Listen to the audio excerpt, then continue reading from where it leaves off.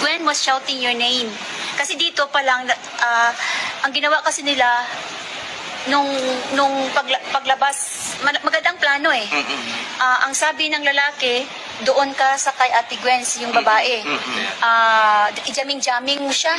I-jamming mo. Tapos habang siya pupunta doon kay Buboy. So while si Buboy nakahiga, nakatagilid, gistab niya dito sa liig.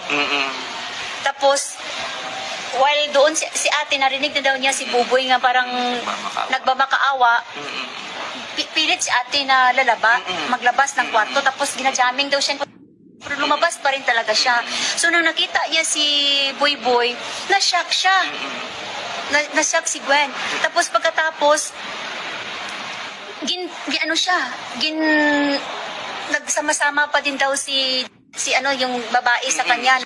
Nagsama-sama pa daw, pretending na kasama sila, kumbaga, hindi sila magkaaway. So, hinabol niya si Gwen, din-stab ka isa sa liig.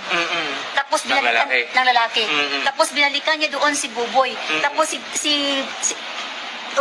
tumakbo pa rin si ate palabas, sama din si Janice, kaya para daw hindi